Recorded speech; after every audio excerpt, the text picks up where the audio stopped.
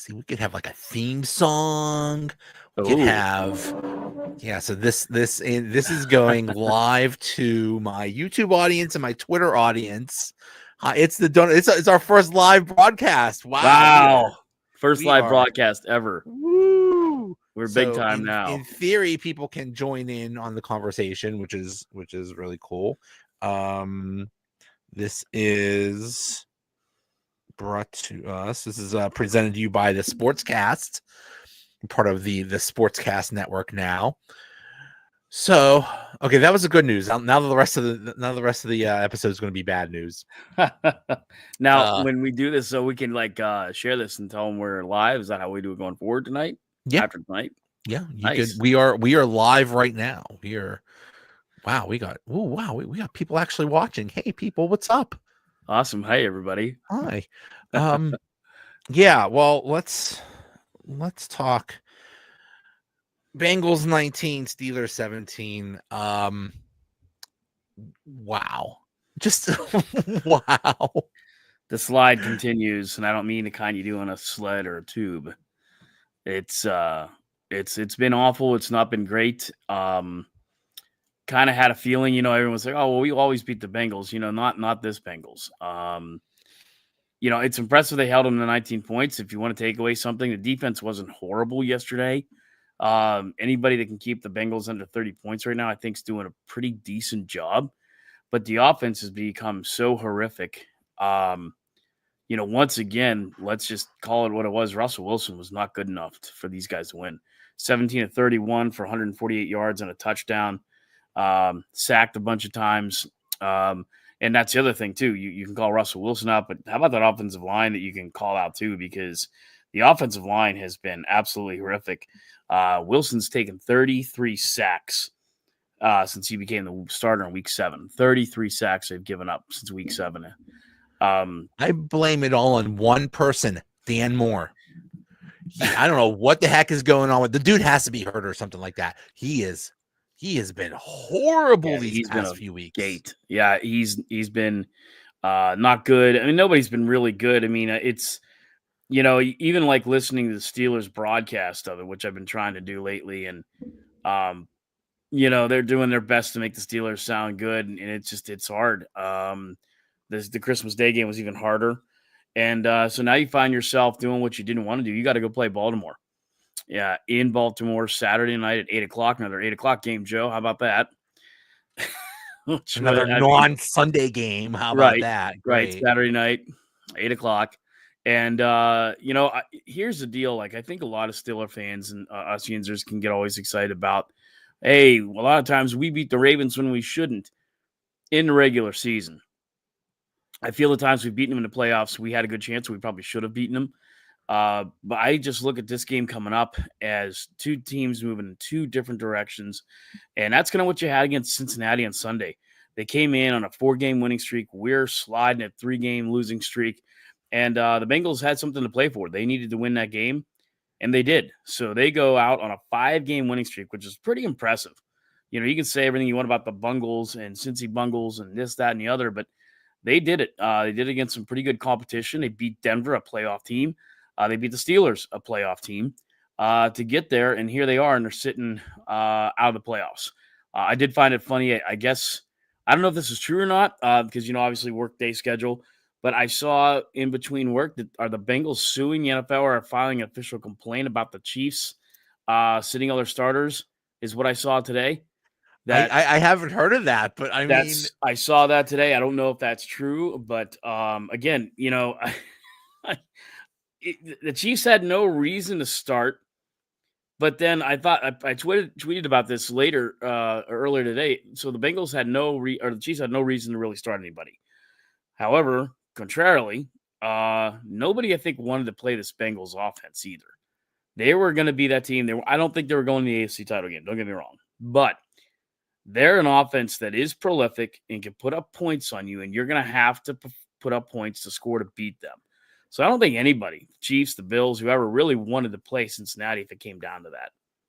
It was all up to the Chiefs, and they held the cards. Oh, yeah, you're right. They didn't have to play anybody. Their position was secure. They got the number 1 seed. Okay, but still, if I'm the Chiefs, I want nothing to do with the Bengals. I mean, the Bengals beat the Chiefs in the playoffs a few years ago. So, and it's I would have liked to have seen the Bengals in the playoffs.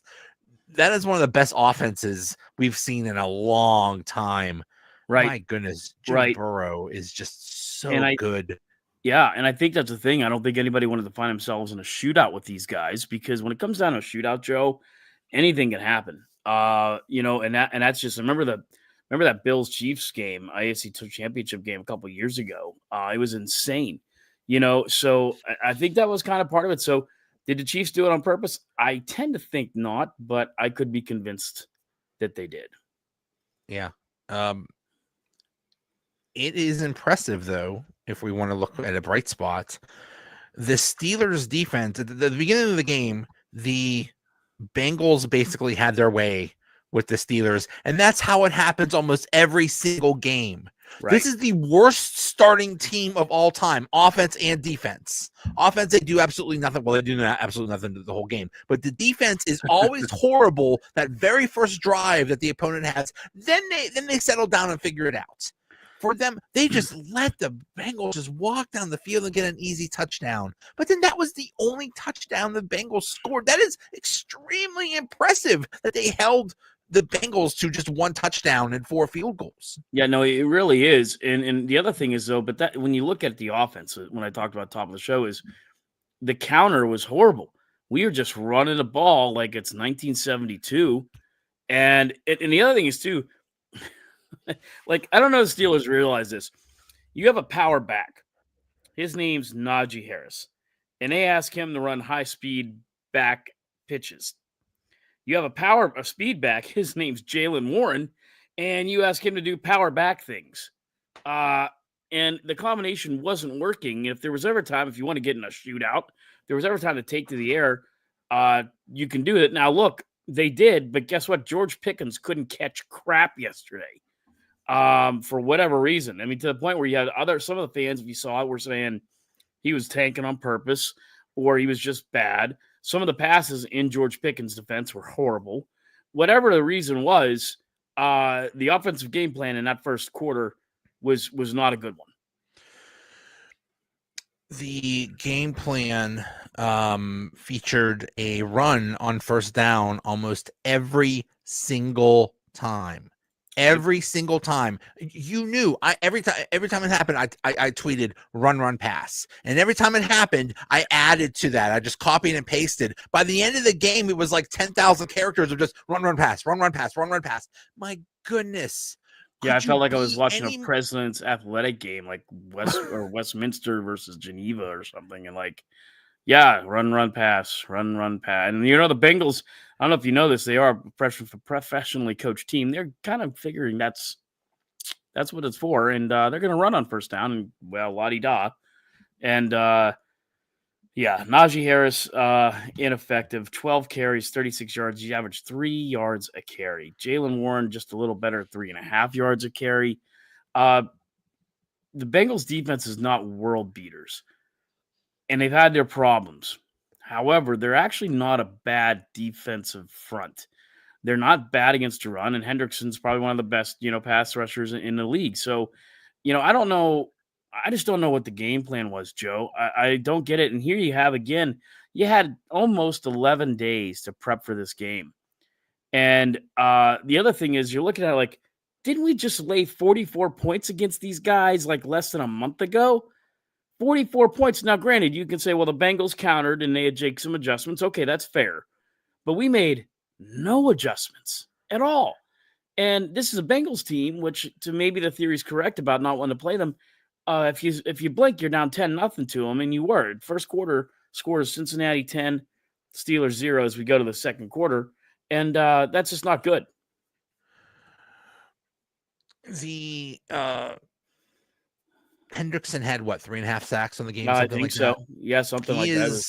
I believe that he might have led the league or close to leading the league in sacks. He was absolutely destroying the Steelers offense.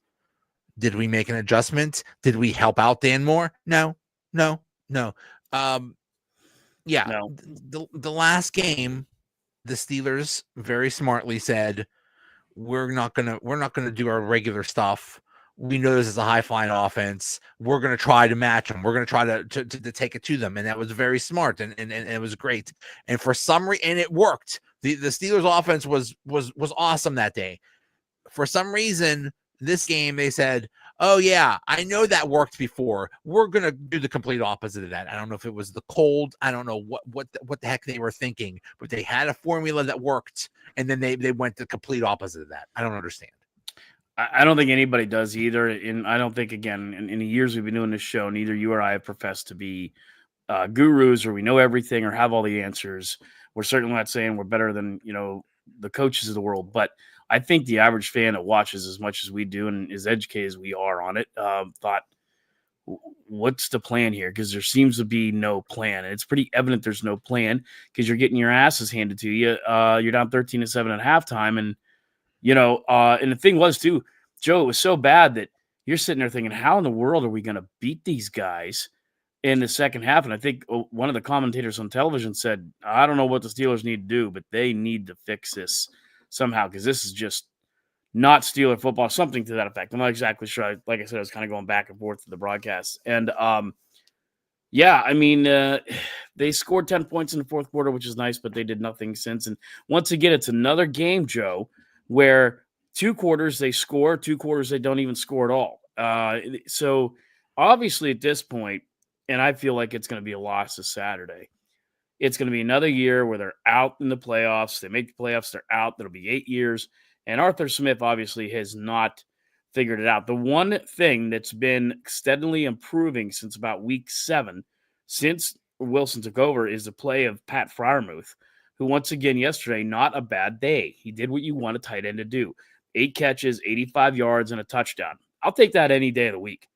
I don't care who the tight end is. It doesn't matter if he's from Penn State. I know people can see the Penn State stuff in the background there, but it could be from Pitt. It could be from Notre Dame. I don't care. But that's what you want to have from a tight end. And Muth's giving it to you.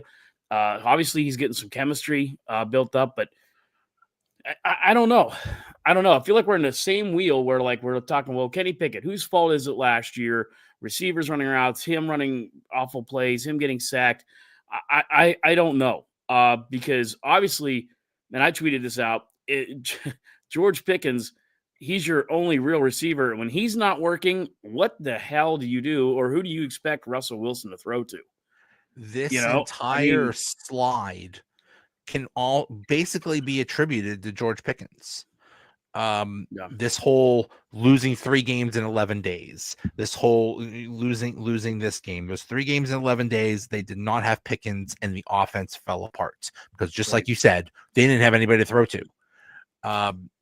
This game, I guess he was there. I guess he was physically there, but he's an absolute disaster right now.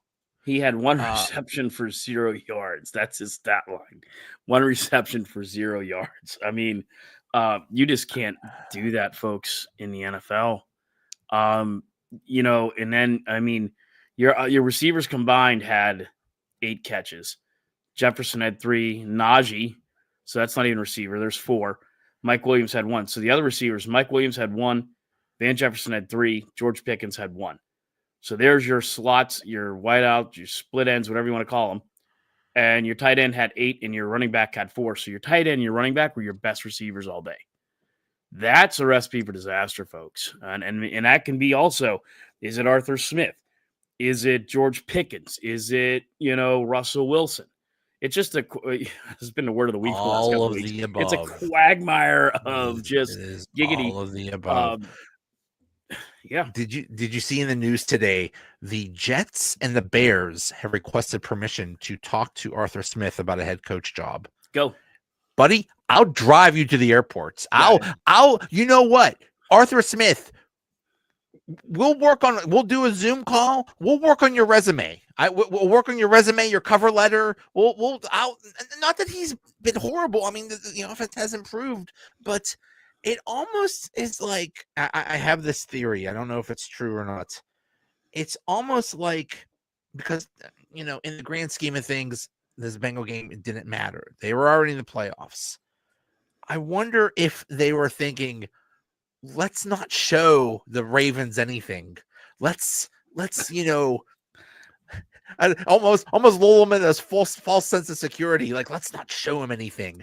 Hey, if that's the case, I don't know if you know this or not, but you guys play 2 or 3 times a year. I think they know what we do. I don't think there's anything left to show them. I mean, what are they going to look at? I mean, they're going to blitz the crap out of them, because one way to kind of defend a blitz, right, is you run the ball well.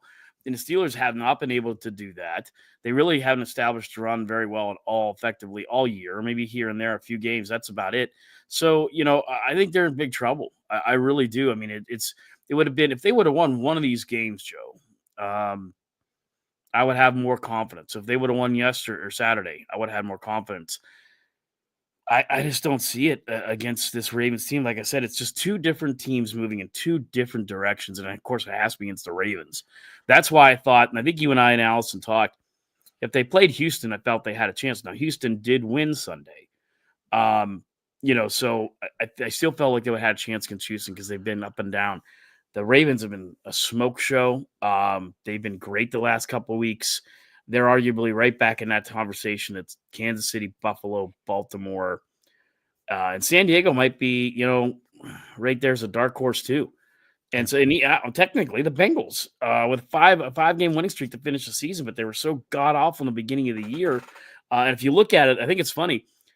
The Bengals Patriots game in Week 1 that cost the Patriots the number 1 overall pick. By beating Cincinnati that week. Cincinnati losing to the Patriots, which has been a horrible team. They're a much better team than the Patriots in Week 1. And that had ramifications in Week 18. Well, if the Steelers won any of these games, they would have beat the Ravens, and the reason they would have beat the Ravens is because the Ravens lost to the Raiders like in week 2 or whatever the heck it was. So right, it's crazy how that all happens. It was just all setting up so well, Joe. We got in there. The Browns pulled an upset of the Ravens. We were in full control. We beat the Ravens. We beat the Bengals. But then things just started to go south with that loss to the Browns on a Thursday night after we, beat the Ravens. Then we go Thursday and we lose to Cleveland in Cleveland. That also had ramifications. That we were sitting here, Joe, 6 weeks ago on this same cast saying, you know what, we're sitting in the driver's seat right now. We're sitting pretty. Somehow we're doing it, but we're sitting in the driver's seat. Now we're, back in back seat there. We're like 10-3. We were 10-3. We were talking about competing for the number 1 seed. Now what are we? 6? Right.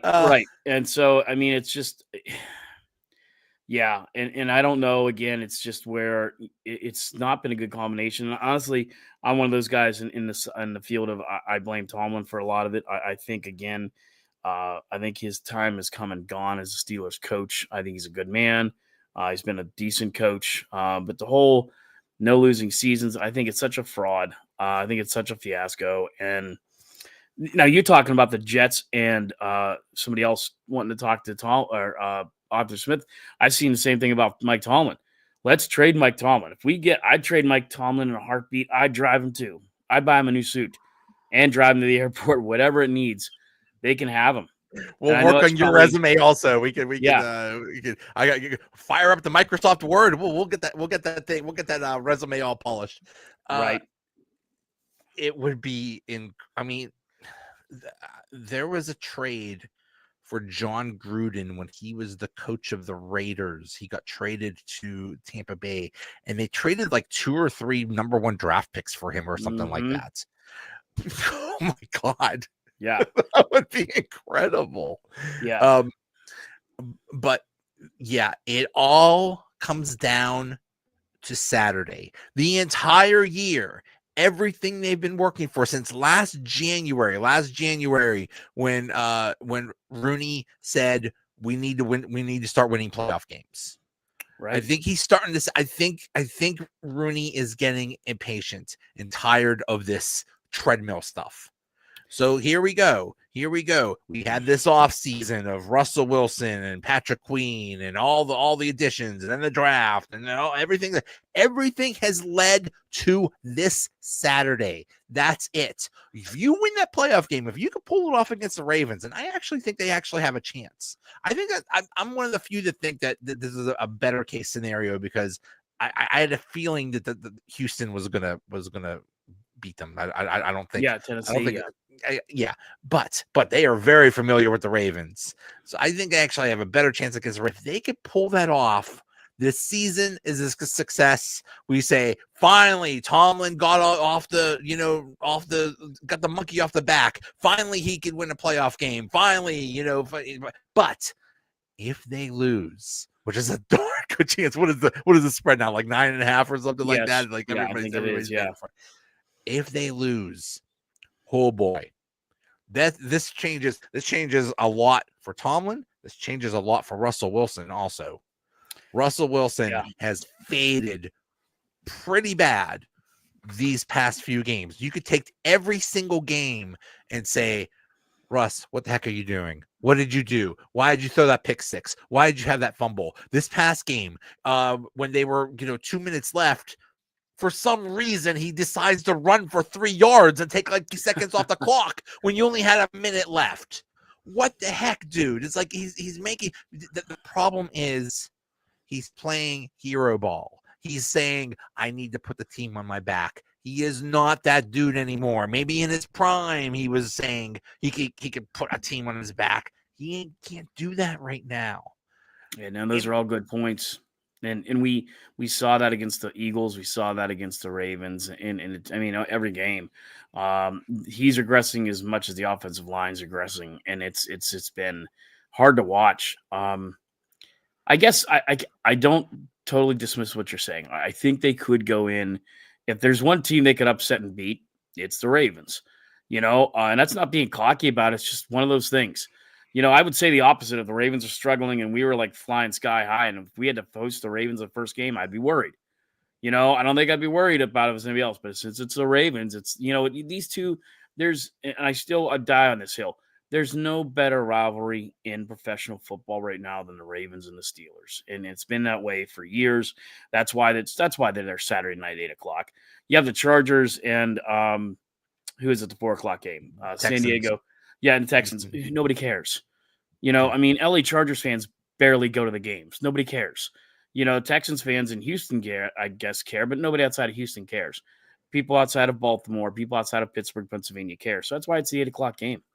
It's the premier game this weekend, and there's a reason for that, because there's a very good chance the Steelers could win that game, and I think everybody knows that. So now chances are there's also a chance they could go in there and like what happened in Minnesota last night and get their doors blown off.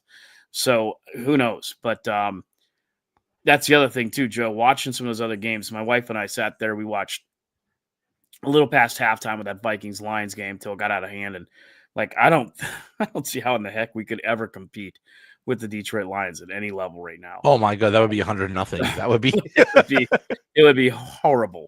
So, and I don't know if we could beat the Bills right now. We obviously can't beat the Chiefs right now. They smoked us, and the Ravens smoked us bad too. But it's the Ravens, so yeah. I think maybe they might have a chance. And I say this because, well, let's go back in the first time the Steelers and Ravens played this year, it was in Pittsburgh. The Steelers won 18-16 on 6 field goals. That was insane. The next time the Ravens destroyed them, what was that score? It was a no, I can't find it. But but it wasn't as close as it wasn't as much of a blowout as we think. I mean, that was the game where Russ was running for the end zone and got hit and fumbled the ball. Then the pick. That was, and then I believe the Ravens just drove it like 90 some yards and scored a touchdown. That was a 14-point swing right there, and that was the game with the pick six. So And that was also the game where the Ravens fumbled like 3 times and they happened to recover every single time. Yeah, and that's exactly it. Yeah. If any of those things go the Steelers' way, then would have been at least a close game. Mm-hmm. Who knows? Yeah, Mike Tomlin said at his press conference last week how, they have just died by the turnover, and they really have. Their turnover margin's been horrific. When that's in the first part of the season, it was actually a lot better. And of course, you're right, the turnover has been horrible. A lot of that is Wilson trying to do too much. And, also he's doing so much because I don't think he feels confident about, other than George Pickens, Joe. I think he drops back, and I think he sits there and he's like, well, I got Van Jefferson and Mike Williams, who shows up once every 4 games. So can you blame the guy in a way? I don't know. I mean, just hasn't worked out. There was a pass that actually went to Van Jefferson, and for some reason, like Jefferson could have like moved up to grab the ball. For some reason, he sits back and waits for the defensive back to fight him, and the defensive back did fight him. Like, what are you doing, dude? You get one target a game, and you still screw it up. Come on, you had one job. Right, you did have one job, and he wasn't getting any separation. I think that's what you're going to see. The Ravens are going to make sure they'll play cover one. They're going to bracket Pickens or Muth, and they're going to make it very hard on Russell Wilson to beat them. And I think they have a really good shot at containing Najee and Jaylen Warren. Somebody, somehow, if you're going to beat the Ravens, a turnover game. They need to get the turnovers. They need to score off the turnovers, and more than field goals. Now, look, all hail Boz. He's incredible. He's the NFL scoring leader. That's both a very good thing. It's also a very bad thing, because that means he's kicking a lot of field goals because we can't score touchdowns. So, in Boz we trust, yes. But once again, man, I don't care. You can't ride Boz's leg all the way to New Orleans. You need your guys. You need your players like Wilson and Najee to come through. And you're sitting there with Najee has 6 touchdowns on the year. I'm not saying he's got to have 20, but you look at some of these other guys that have gone elsewhere, and they have 15 to 14 to 13 touchdowns. And I've just been waiting for Najee to keep breaking through, Joe, and it just hasn't happened. And it's a running game we don't have right now. And it's a badly misused running game. Like I said, I think we're running Harris on plays we should be running Jaylen Warren, or running Jaylen Warren on plays we should be running Najee Harris. I don't know why he is. It's like Tomlin or Arthur Smith have this stubborn streak in them that says we must play Najee on these certain plays. We must play Jaylen Warren on these certain plays. I don't understand it. You're right. That toss play would probably work with Jaylen Warren. And that we didn't even talk about that disaster at the end of the first half. Yet again, another time game management disaster. That's all on Tomlin. Where look what they lost. Yeah. They had the 4th and 1 on their own, 35 or 40 or whatever, and they give it to Jaylen Warren. What the heck are you people doing?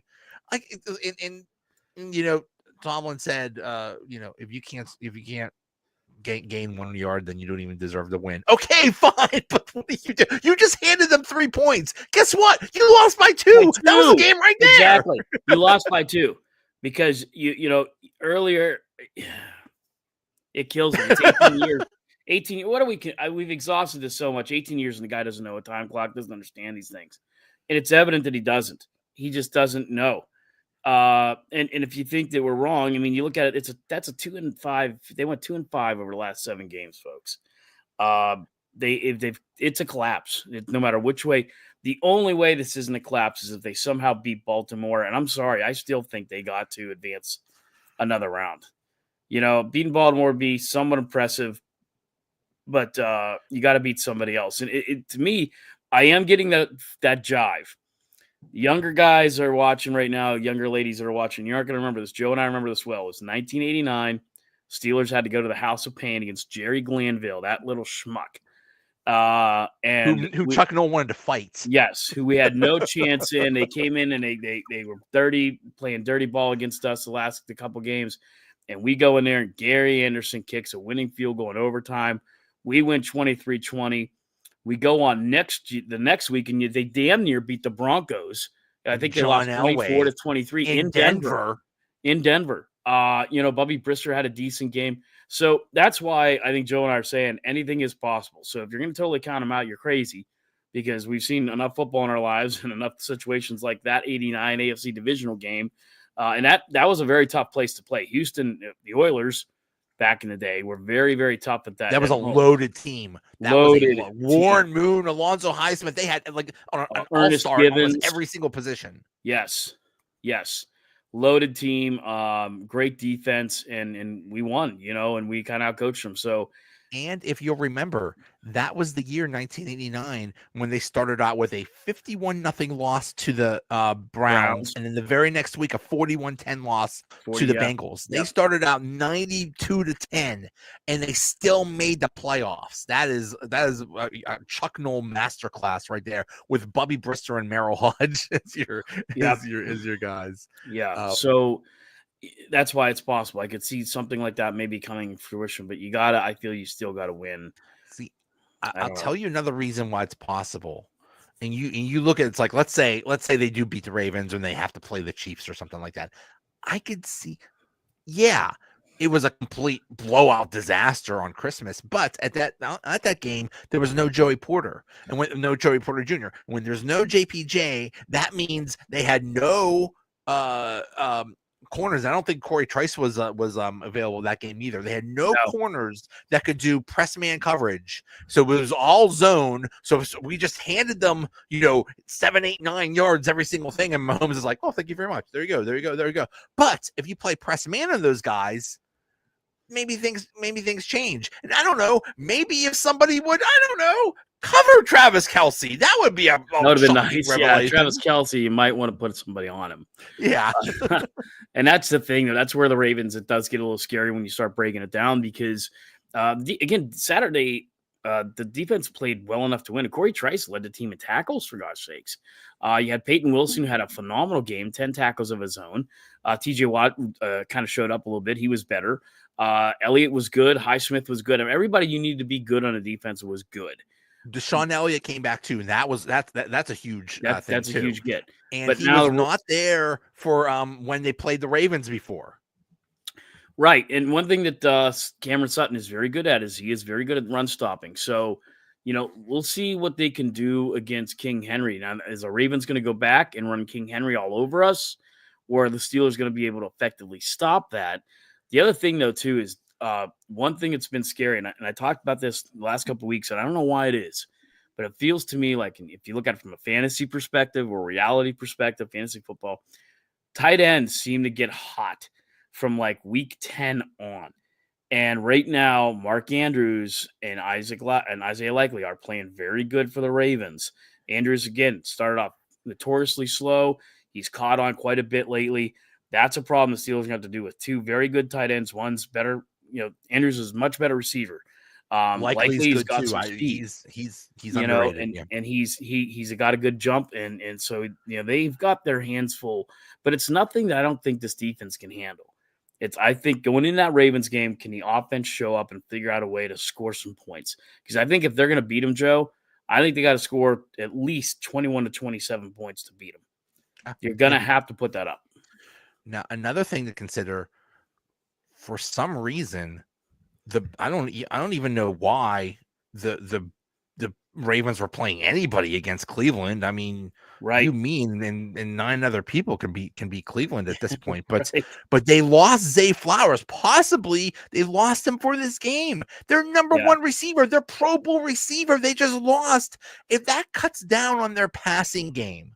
And yes, they still have Andrews and Likely and Bateman and some of the other guys. Bateman.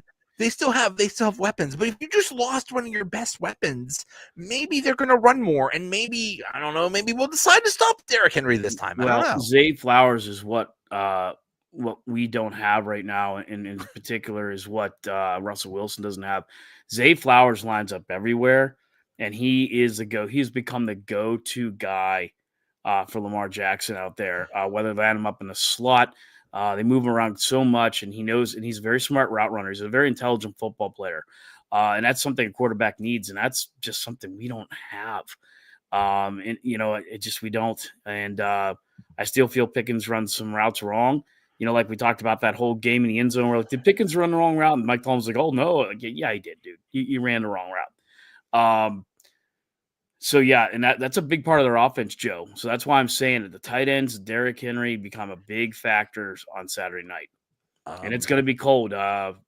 Just watch the weather there; it's like 30 degrees, wind chill factor. It's going to be darn cold. It is way too early to forecast weather, but not only is it going to be cold, they're forecasting 8.5 inches of snow in Baltimore on Saturday. Really, 8.5 We inches could have a snow? snow game. That could be that would totally change everything if they have 8.5 inches of snow in Baltimore. That changes everything. My gosh, that's like the snowplow game. Snow's an equalizer. Right. So, I mean, that could definitely that totally equalizes the playing field there. Yeah. I mean, obviously they'll get the field clear. You see what Buffalo, we've seen up here where Buffalo gets, and they get that cleared. But yeah, that can definitely. Well, you saw with the Browns game, right? You saw the Browns game. Unless it snows during the game, then that could be interesting. That was an equalizer for sure. I mean, that's George Pickens. He was the one complaining about the snow, and to my knowledge, and we talk about all the history you and I know of, the only Steeler I've ever heard complain about snow. But I mean, Pickens needs to get right. There is something very bad going on with that guy. He has basically become ineffective these past couple games. It's basically acknowledged that he caused that interception against the Chiefs because he didn't run where he was supposed to, and everybody's trying to coddle him. And God forbid a member of the media asks him about it. Why are you people? What anybody that defends Pickens on that? What's wrong with you? That's not a fair question. It's not a fair question. I couldn't believe he said that. I don't know, and I think honestly, and we've talked about this. Last year was probably one of the most fun times we ever had doing this show off season. To the point where we usually were pretty good about getting together each week, but last year we were like we just kept going with the show every week because something was always happening. It was interesting. It was fun, and I think we're going to be at that same juncture this year because I don't know what's going to happen with this kid. No matter what happens, unless they go win the Super Bowl. It's gonna be some kind of drama, man. It's gonna play out. I'm gonna be glued to the day they clean out their lockers, because God knows what he's gonna say. Right. You have to trade him. There's no way you could sign him to a long-term deal, and that means that he'll be a lame duck in his last year. And you think he's bad now, right? Wait till next year. Goodness, yeah, wait till next year. You have to trade him. Hopefully, you get something for him. But it is just absolutely. There were so many shots in that Bengals game of. First of all, he was fighting fans. He was arguing with fans. Mm-hmm. Dude, what are you doing? There were several people. There was Russell Wilson, I believe, Freiermuth, I believe one of the offensive linemen coming over and just trying to talk to him. Like, come on, guys. And that's how much do we have to coddle this guy? It's such a great point. You're coddling this guy in week 18. This happens in his rookie season. Growing pains, whatever you want to call it, you get coddled, you help out, you find a guy. You shouldn't be going on, the year he's going and still getting coddled in week 18. It's time to, But the interesting dynamic of that is if they trade him, which to your point is probably a good one, it's probably the best option. They're very much in a precarious position because they're in a precarious position now. Who's going to want him? Yeah. If let's say they get rid of him, he goes somewhere. Who the hell do they have left? They have nobody on here. I mean, they are literally a team without a number one. They might be a team without a number one receiver now. I've said that all along. When you traded Deontay, that makes Pickens the number one receiver. There's two ways to be a number one receiver. One, the physical talent, but also the mental capability of being a number one receiver. He does have the physical talents. He doesn't have the mental capability to be one. He's proven that. He's proven that. He just doesn't have it. And the people that say, I'm sorry, go ahead. No, where he could thrive, I think, if you trade him, let's say he goes to like Indianapolis or maybe Green Bay, and he becomes Kansas the City. slot guy. Kansas City, he's a slot guy. He's a guy that doesn't have all the pressure on him. That's where he might become very much in his element, dangerous. However, I say that, but his problems, Joe, have been following him ever since he was at the University of Georgia. We all knew it when they brought him. They mentioned it that they drafted him on NFL draft. Like, well, he's had some issues. Guess what? It's 2025 now. He still has the issues. He's been coddled his entire life. He's been because he has incredible talent. Mm-hmm. But my goodness, this is what happened. It's just unbelievable. And the people that say, "Whoa, this is typical Steelers diva wide receiver, just like Antonio Brown," don't you compare them to? No. Antonio Brown was a Hall of Famer that balled out every single game. Yes, he was a nutcase off the field and on the sideline, but on the field he produced every single time. Now Pickens basically, if he catches some of those passes to some of those targets he had against Cincinnati, we're talking about a win. We're talking about a 2019 win right now. Win. Yeah, we really are. It made a difference in seeding. We could have. It just, yeah. And that's why it's those kind of things. So in order to go beat Baltimore, him and Russell got to get on the same page. Because if Pickens doesn't play well, and let's say gets 6 catches for 80 yards or 100 yards or whatever in a touchdown, I think they're fried.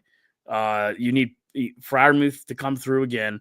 And you need the running backs to step up, which you haven't really done that all this year. Maybe a few games here and there. It's a big, big ask, but like you said, and I agree, not necessarily impossible. I think he's mad at Russ. Oh yeah, I'm just mad at everybody, Joe. Oh, he's mad at, but you know that whole thing with that interception because Pittsburgh media dared ask him about it, and he's like, "Oh, Russell said we're not on the same page." Oh yeah, and then he just walked away. I don't know. Maybe he's mad. It's like, "Oh yeah, you don't like me? You're mad at me? Well, I'll just drop the ball on purpose." What do you think of that? It would not surprise me if he was that immature. I agree, and that's what I was kind of watching that with the wife on. I think it was Saturday night, and I'm like, is he that bad or is he doing this on purpose? And, I normally would not entertain that, Joe. I really wouldn't. Because guys just have bad games, no matter who you are in life. I mean, you have bad days at work. You have bad games on Sundays. It just seemed like and the reason I think that is his attitude and his arrogance in that attitude would not surprise me if he just said, "Yeah, not going to catch this one." He could have quiet quit. Maybe he knows he's gone after this game and the next game. He says, "Well, screw these people. I'm not going to try for these people. I'll be fine." Yeah. I don't know. Yeah, they're going to have to find out a way. And again, defense too. Mike Gesicki had a pretty good game. 8 catches of his own, 68 yards, almost had a touchdown. So they're going to have to figure out a way to shut down Andrews and Likely. And then, without Zay Flowers, that helps. It definitely helps the cause. But then you also have one of the better running backs in NFL history sitting over there. And last time he ate you for lunch. So, I don't know. I'm calling it. I'm calling upset. I think the Steelers are going to somehow pull out a win. All right. I don't say you're crazy for saying that, but I'm going to stick to my guns. I think Steelers lose. I'm going to say they're going to lose 27-14, something like that. I mean, yeah. Covering sounds like a good idea. This could be a total blowout. This could be this could be an absolute blowout. It could be the Ravens could be on a mission because the Ravens have not exactly had the greatest postseason history either.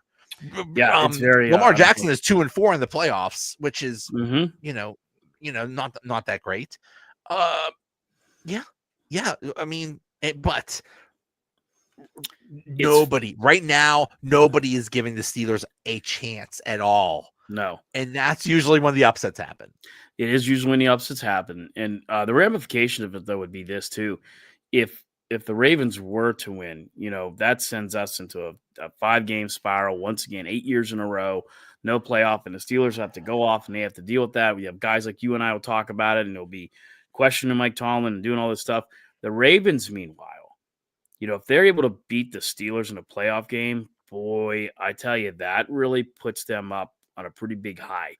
I feel like they probably feel like, holy crap, we beat the Steelers at home on a playoff game, or at our home, and we could beat the Bills, we could beat the Chiefs, we can beat anybody now. This is our year. Yeah, that's the funny thing how that works if it goes that way. The weird thing is, Steelers and Ravens have played in the playoffs against each other a few times. Never in Baltimore. It's always been in Pittsburgh. Mm-hmm. Yep. Yeah, and it's Weird. I will say though, the Baltimore fans, you give them credit. I mean, they do a really good job of selling out that place. It's loud. They have a lot of fun there. It's going to be a hostile crowd without question. Those Ravens fans will be up for it. It's going to be tough. It's going to be very interesting one way or the other. I appreciate that we are fans of a team that provides such quality content. Yeah. What are they saying in Jacksonville? Like, great, we have another coach. What are they saying, in some other Arizona right? Let's talk about that rumor. I thought that's been kicking up here real quick before we end the show. All the stuff that has Kyler Murray coming here. There's been a lot of talk about that, and I don't know. I know he was a rookie of the year. I know what he can do, but that's been interesting, and that'll be more for conversation here if we lose this weekend and go into next weekend. And we say, I'd rather have Kyler Murray than Aaron freaking Rodgers or Kirk freaking Cousins. I'd rather have somebody that was born in this millennium. Yeah, right. Not when you and I went to high school. Right. It's like it could happen that way. We'll have to see, but that's all gonna be some fun. That's why I'm saying that no matter what happens Sunday or Saturday, that is, it should be fun in the weeks coming. But be a lot more fun if the Steelers could go in there and win. It would be nice to stick it to Baltimore fans and the Ravens by winning in Baltimore in the playoffs and sending that team home. I have a feeling. I just got I don't know. Well, we got somebody saying, I'll take Murray any day. Okay. You're probably not wrong. I mean, when we talk about what Russell Wilson's had to work with here, it's not been very good. And Kyler Murray, likewise, hasn't had a lot to work with in Arizona too, although I would take James Conner back in a heartbeat. And, the tight end there is really come out of nowhere and been a pretty good tight end. But other than that, he has not had a good receiving core. Kyler Murray needs weapons. Right. So, yeah. He is when he got drafted, I laughed and said, "Oh, this guy is way too small. He's a tiny person."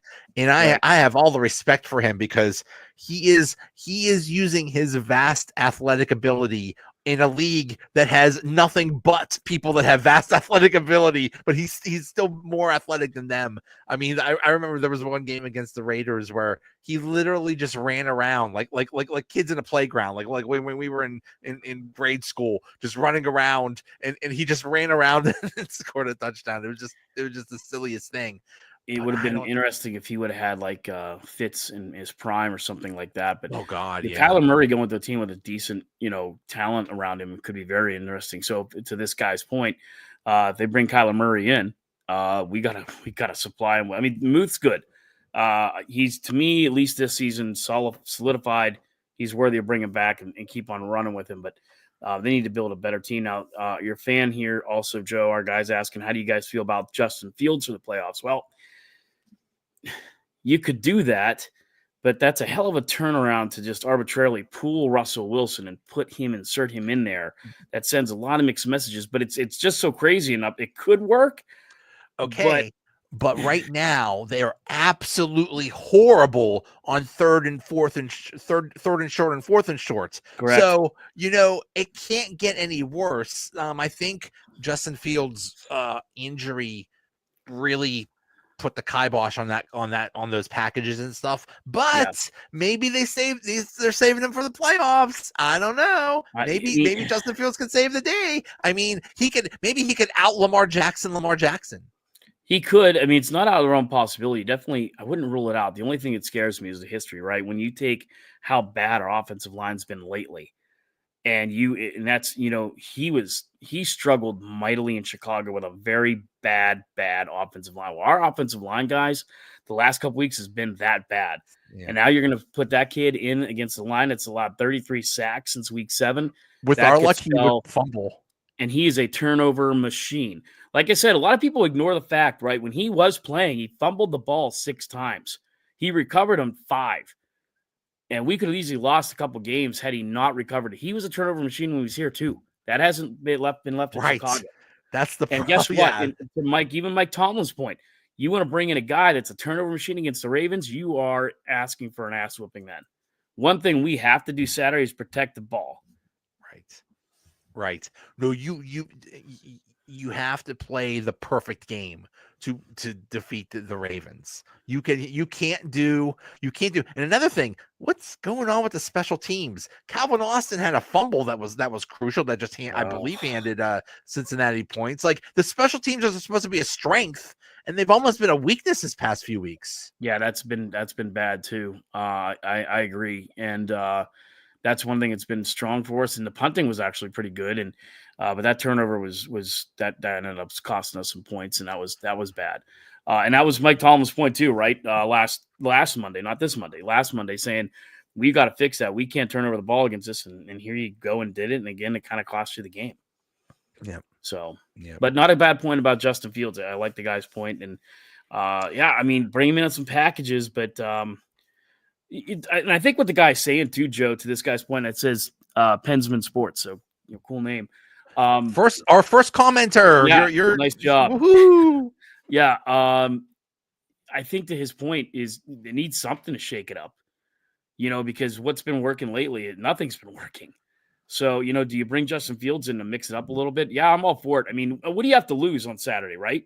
I'm not saying that you bring in Justin Fields and he plays the whole game, but you trot him out there on second down or something like that. The Ravens got to sit there. Whoa, wait a minute, and maybe that's not bad. Throw everything at him, right?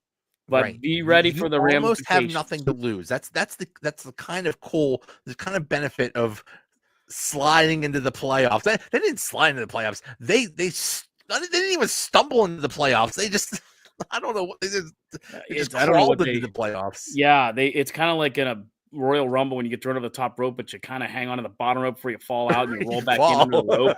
You're like, well, wait a minute, oh, he's still in the Royal Rumble, and yeah, it's we're still in the Royal Rumble, but we're one of the guys in the back corner, getting tossed around pretty good.